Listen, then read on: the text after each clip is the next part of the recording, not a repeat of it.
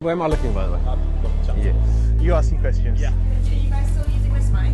Somebody's on the bangers outside. Pull that wide side. Okay. What are we talking about?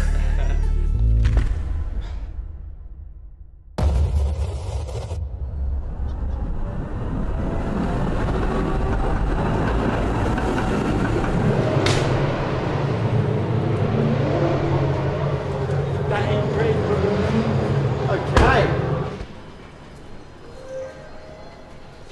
Wait for me. Won't say anything rude. My training is very slow. The effort everyone has always put in from my first year to now, building that relationship with everyone, going through the bad, the good moments, the emotional moments, the tough moments. It's a proper team sport, and you have to really live it together.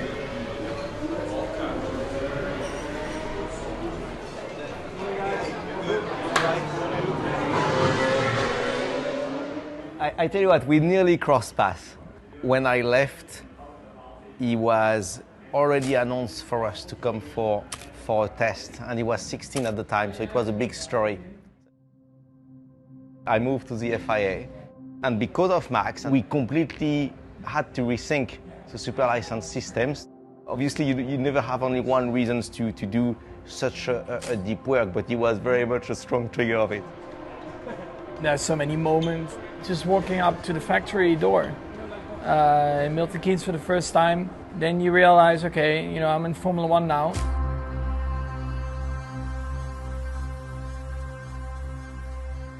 And there's some moments that you will never forget. Oh my Lord, Max! Oh my God! Yes! Yes! Oh my God! You cannot hide anymore. Every weekend you have to be up there. Yeah, you cannot afford big mistakes. You cannot afford off weekends. But yeah, luckily, of course, that first weekend went pretty well at the end. Yes! Yes! Unbelievable, Max. Unbelievable. Here at the track, Max, he's portrayed as the villain of the paddock, but away from the track, he is the complete opposite. He's the most sincere, gentle giant, and a very likeable character. Consider him a strong friend. Yeah, mate, it's all good. Pretty, yeah. Look, I got it as well this time. Okay. Just have to be careful with the language, that we use. Very, very happy that I'm able to be teammate with him. Learn a lot of things from him, and I don't know what the people don't see for the Max, to be honest. But he's just a really genuinely nice guy. Until I meet Max, I didn't drink gin tonic, so he gave me some new life to myself. Yeah, it's better to I would always say one more year in go-karting in like a shifter. Yeah. But shifter in Japan is not very popular, right? Not at all. That's a bit of a shame because I think it's actually very good. It's very good to learn. Hey guys, you alright? Good? Yeah, I mean the team told me in the press release, I was like, oh, okay, I didn't know there was 200 races already with the team, but yeah, it's of course an amazing milestone. We lived through a lot of great moments with the team, so yeah, just proud to be part of it for such a long time and work with so many great people as well in the team.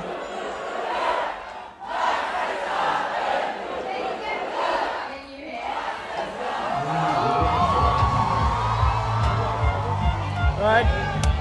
Hey mate, you alright? You good, man? Yeah, but how long you got it already now? The turtle? How many years? 12 years? Oh, really? It's quite long, yeah. We bought first like 5, And and they 4 died. escaped, or I don't know. Escape! Well, if Yuki is away for 1 or 2 weeks, then they have 2 weeks to walk around. I'm not managing the pets, and that Kamekichi is the one I found it in the street or whatever, and able to bring it back. You stole it. So yeah, Found a turtle in the street. unfortunately that Kamekichi didn't able to escape food. Yeah, he was like, I'm almost there, I'm almost there. And then you came back. Oh, sorry, mate. Back in the pond. Can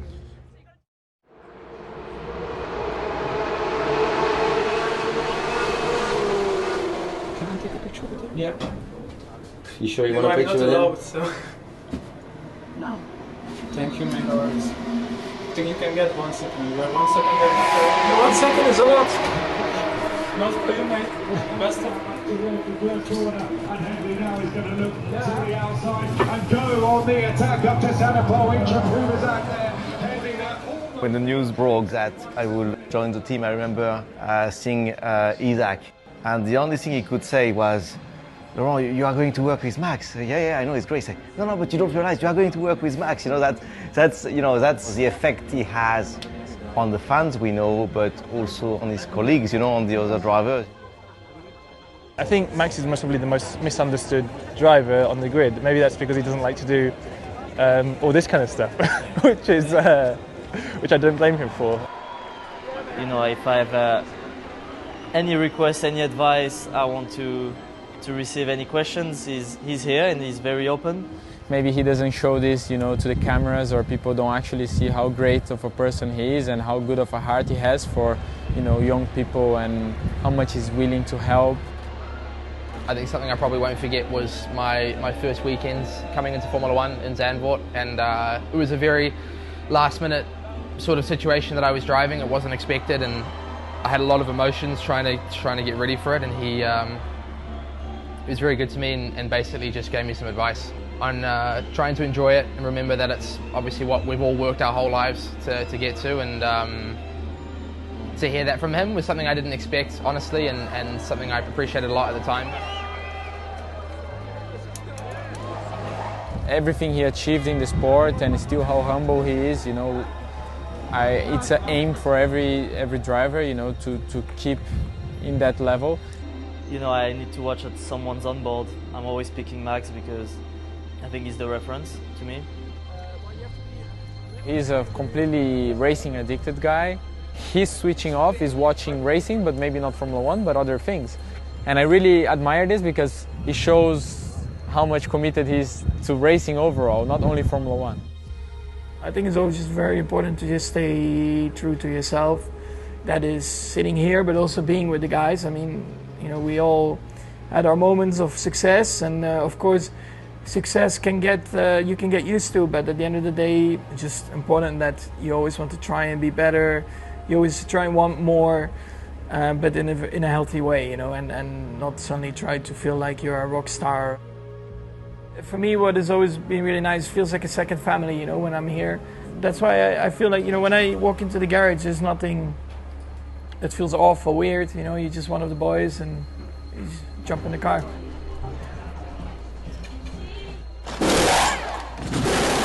Coming to the box. Yeah.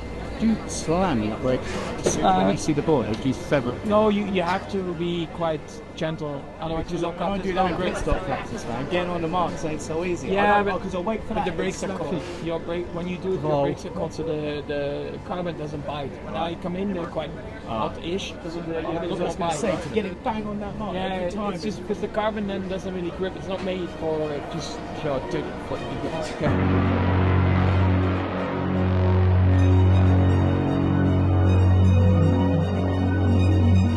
He is the greatest driver that I've ever had to work with. He gives the best feedback.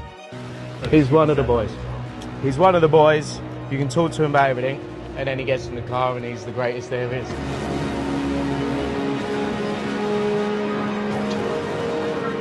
Unfortunately, people only get to see Max doing his job, and his job ultimately is to win. And when I say unfortunately, he's been very successful at that, at winning. So I think a lot of people obviously don't like that. And Max has played a big part of the memories in my own career that will last forever. So I cherish that, I'm proud of that, I'm grateful for that, and I wouldn't really ever want to change it for anything. On the grid, once we drop down, rolling back in his grid side a little bit so he can lay a bit of rubber on the first initial launch, give the wing a lucky tap, give a little thumbs up and a wink, and then off he goes. You see like a switch in him when he's walking through? When he puts the helmet on, it all changes. And then he becomes an animal.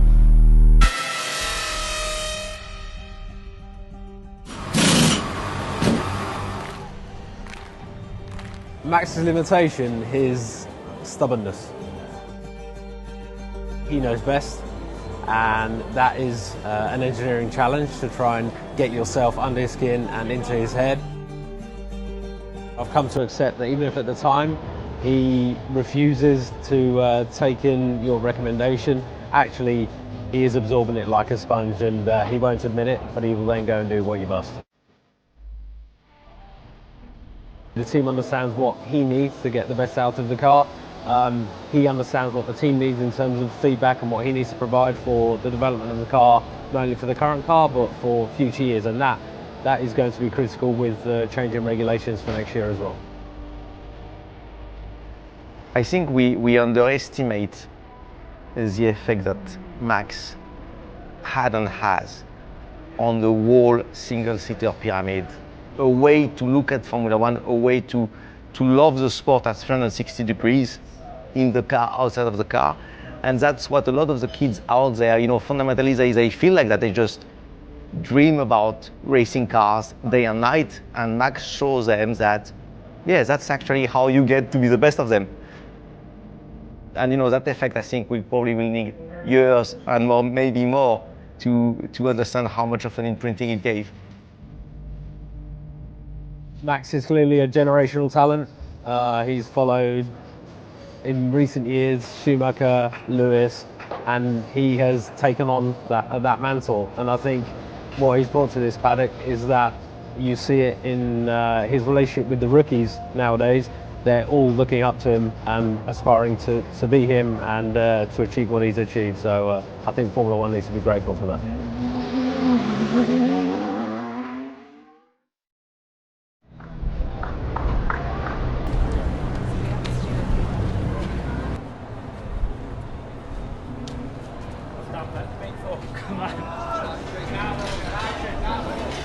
This weekend, it's maybe not gone to our liking, but yeah, we just have to, keep moving forward, keep trying to get more, highlights this season, be more consistent, I think, and yeah, just always try to do our best. Even of course, when you have a disappointing result like this, you need to keep your head up and keep going.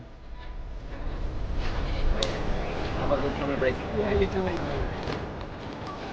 Even if you have a bad race or weekend, when you get back home, doesn't really matter, does it? You see the little girl smiling at you, and you're like, it's okay. Life goes on, and that's at the end of the day the most important.